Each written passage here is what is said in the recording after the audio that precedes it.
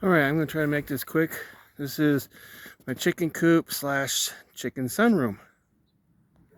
As you can see, the front of the tarp has been coated with the roofing material. The side hasn't. The reason is the sun that we get here is so intense it degrades this tarp. This tarp's only a year old and it's already starting to fall apart, so that's why I put the stuff on there. Originally my solar panels were on this roof, and since I put a metal roof on the chicken run, making it a sunroom, I moved them here. That way there they can get a lot of sun. The little panel is for, the two little panels up on top, those are for chicken doors. There's one on the back side too. And you can see it, there's one over there. That one there's also for another chicken door. Something I've done just today is there's a piece of metal flashing behind that. And it also came down. The reason is I'll explain later, but it's to block light at night. This is the north side. As you can see, the tarp's not rolled out right now.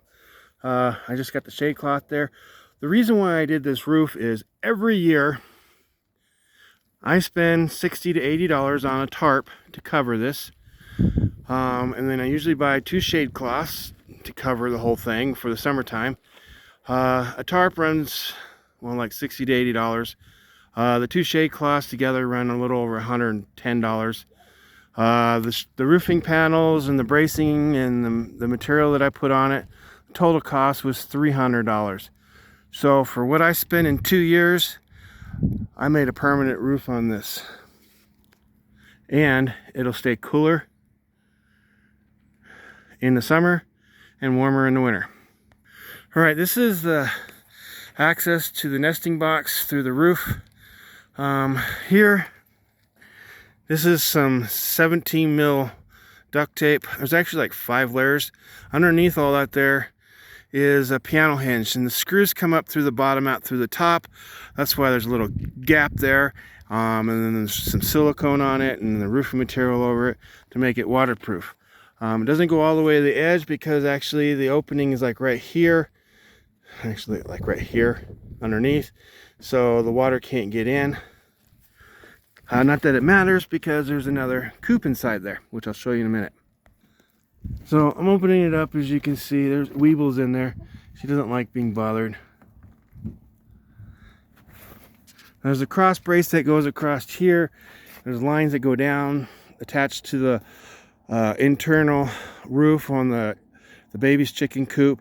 When you lift up this panel, the whole thing opens so you can access the nesting box.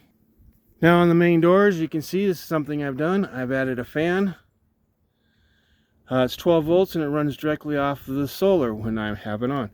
There's also a chicken door right there. The reason why that's covered up is because it's water resistant, not waterproof. And I didn't have that lip over it in the gutter at the time, so that's why that's on there. That I did last year. Now, there are 4 100-watt solar panels. One of them is 250s together. It comes as a suitcase for redundancy. I separated the two, making it 250s. This 50 over here goes to the fan when I want it. The other 50 and the 3 100s go to the battery, giving me 350 watts of solar charging my batteries, 50 watts if I want it for the fan. One other thing I'm going to point out is on the outside here, you can see there's the white tarp. On the back side out there is the original mesh that comes with the chicken run. And then I got a 3-foot piece of chicken wire that goes down and turns out. As you can see on the ground right there, it comes out. It goes from there all the way around, continuous around the chicken run, down over here. And as you can see, it wraps around and it's continuous. And it actually ties into the original chicken coop. That was because before I had the fencing put up, I had dogs trying to get in. As you can see, there's big boulders holding it all down. And then out front here, it is separated. It's cut and wrapped around these 2 corners where the door is. But it does go down and wraps around the frame, so the dogs could not dig under even where the door was at. Now the door has multiple framing done addition to it, plus it has the original or the new chicken wire put on it instead of the stuff that came with. Originally I put a brace across here to reinforce the door. Since then I've added a brace that went down and then across for the support for the chicken door. And then there's another brace across here for the fan. Coming inside, I ended up using 100 additional feet of 3/4 inch EMT.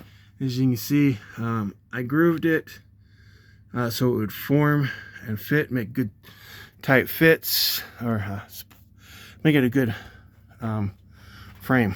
So in between the two, there's 2 panels. This is like 6 foot, 3 on each side. So in between it, there's 2 braces that go there, and then one that goes down low. Those braces are pretty much where the seams are on the roofing panel. You can see there's the main brace right there. And then over here is another one that's going down, and then of course that's the baby's chicken coop. And you can see there's the nesting box and the access to it. I didn't use the water system this year. I do have a pressure regulator for it. I didn't have it last year, so I had to keep the valves cracked, just barely on. Now I can drop it all the way down to 1 psi if I want, all the way up to 32 psi. I need like 5 psi. All right, underneath here, there's the charge controller underneath this door, and the battery's behind that. As you can see, it's charging at 13.6 volts. Comes around, goes out to one of the panels right there. There's another panel, and there you can see the wiring going across. Now there's additional framing going across the roof. The chicken coop is not sitting perfectly level. As you can see over on this side, it's higher there, and partially it's because of the roof on here. But the original chicken coop that's behind me was built perfectly level, and same with the baby's coop is perfectly level.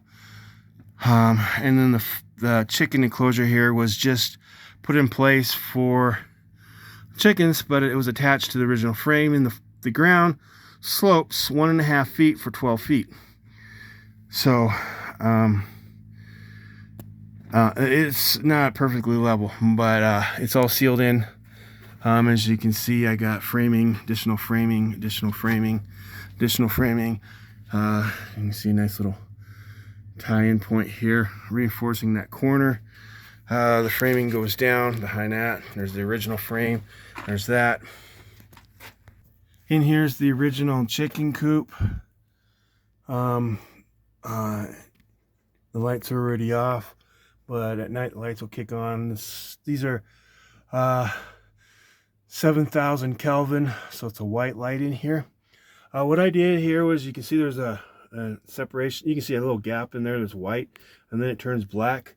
And that there is because of the outside light that I installed yesterday. At full brightness, it's a 3,400 watt light, parking lot light, 20 feet in the air. It has a circumference radius of 100 square feet, and that means the chicken coop gets light on this wall here.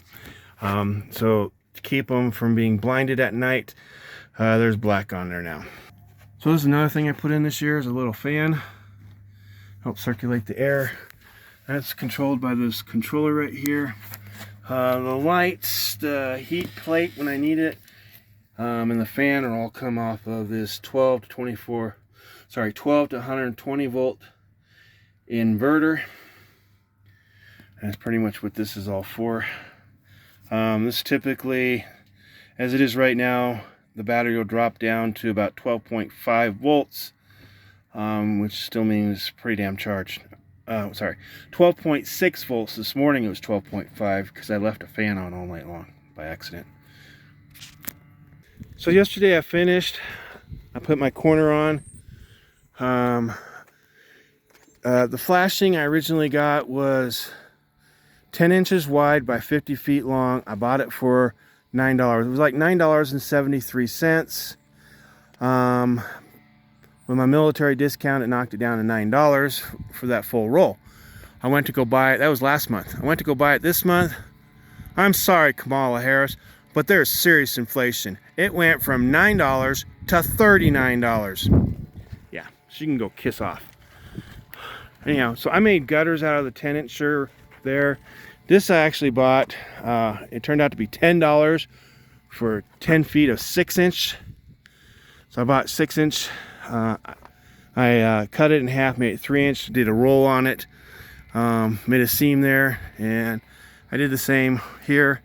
I rolled it, I put a roll on it, and closing in my just to make it a nice transition from the tarp to the metal. So we're by the hot tub. The cover's coming today. It's an insulated cover. Anyhow, you can see the wind turbine, and there's that 20-foot high parking lot light. So this is the courtyard area. As you can see, the parking lot light. It actually lights up this year. I had it at the lowest setting, which was at 30% last night, partially because of the chickens, and the battery wasn't fully charged, and I was worried about it running dry, or dying. 30%, it was 1,020 watts. 1020 watts. So it's stronger, it was more light than a 1,000-watt light bulb. It's gonna put, these things are gonna put us electricians out of business. There's Snoopy and Poker. So here on the parking lot, everything where the shadowing is from the truck right now because of the sun, the light reaches that far easily where you can see even at 1,000 watts. At 3,400 watts, all this grass area is got light. You can actually see the grass, different colors of the grass. It's not bright, but it is. That's another 7,000 Kelvin light, so it's a white light. As you can see it, there it is. That's on a 16-foot 4x4 post, mounted on the platform that's mounted where the water tank is sitting. That puts it at 20 feet in the air. So you can see where the light is, and you can see the white on the chicken coop, and the light was casting that far over. That's roughly 60 feet from there to there, from one to the other. And all this was lit up too, everything out here. So I picked up that light, and it came with these little tiny lights here, little motion detector lights. For the whole thing, I got for 60, with tax, it was $69. The battery in that light is a 30,000 milliamp battery. Doing the conversion, that makes it a 30 amp hour battery. Over here by the chicken coop, the greenhouse, that light has multiple controls on it. It's got a remote control to reset everything. The reason I'm over here is because of this. This is one of those motion detector lights it came with. And it actually lights up all this area here if there's any motion. You can see everything here. So, anyhow, it comes, I forgot what I was going to say. Now I remember. The remote control, or the light itself, has multiple features. One's a dusk to dawn, so it actually turned off this morning at 5:40 a.m. This one the sun was just starting to come up, and at 3,400 watts, it was still plenty bright out here. Then it's also got a 2, 4, or 6 hour timer. You set it for those, and it gives you that plus an extra hour. So it's 3 hours, 7 hours, 3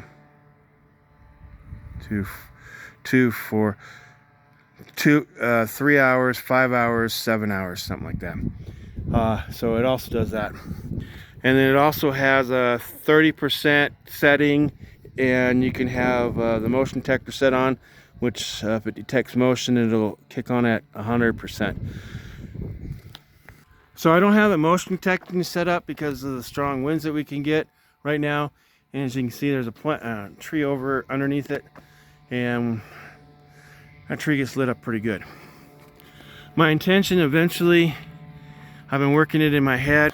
On how I can set the pole here. And it'll give me plenty of light still. It's moving at about 30 feet over. And what I'm thinking I'll probably end up doing is either 8-foot or 10-foot 4x4 post anchored into the ground with probably a 6-foot 4x4 post sandwiched between the two with either a 2 or 3-foot gap at the top, where I can take that 16-foot pole and bolt it to the 3 posts here, and maybe set it up where the center bolt is acts as a hinge. You take out the top and the bottom bolt and you can hinge it up and down, and